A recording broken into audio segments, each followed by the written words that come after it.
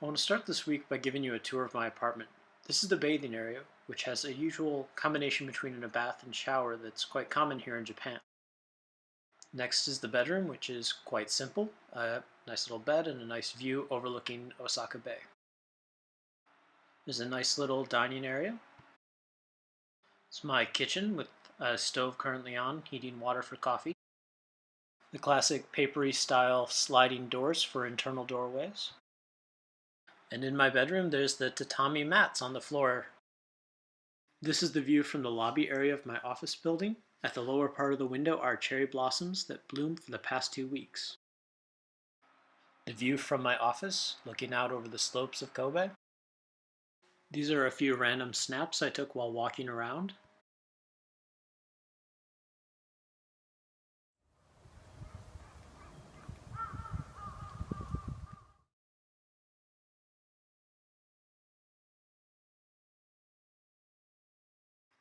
Here we see cars parked on lifters. These mechanisms actually allow you to fit 2 cars in one parking spot.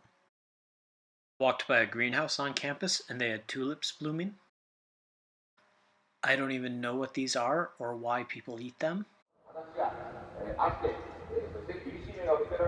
we just heard one of these minibuses going around giving slogans of some political campaign. I think there must be an election coming up soon. Those guys in particular are arguing for no more war. Sounds like a pretty good position. But they go around on those loudspeakers pretty often, so you can really hear them pretty much any time of the day or night. One day I told Sochi, the professor I'm working with here, that I didn't have a tea kettle. His wife went out and bought me one the next day. But the most amazing thing is that here, even the packaging is kawaii, or cute. So this is a vending machine that's found all over Japan.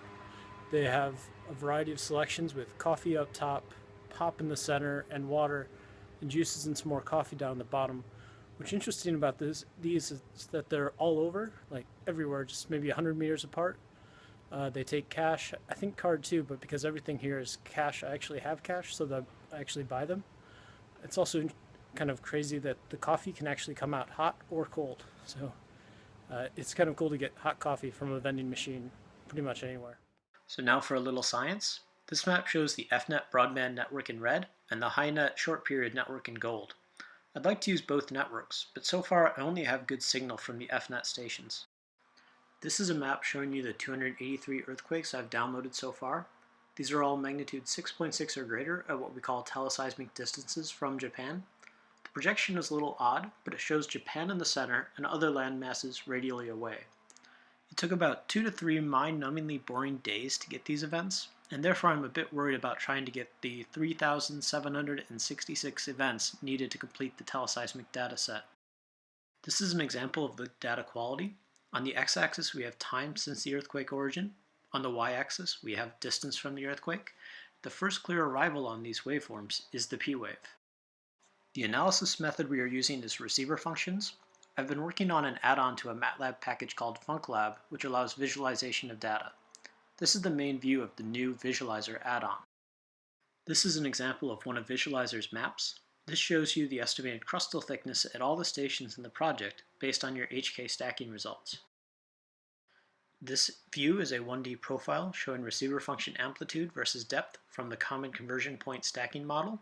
The location is shown in gold on the map. This is a cross-section going from the west to the east. Its location is indicated by the colored dots on the map and the top of the cross-section. This is a fence diagram running south to north along the Japanese islands. Notice that I've changed the color palette, which is something easy to do on the fly. So that's my first couple weeks in Kobe. Thanks for watching, and DFTBA.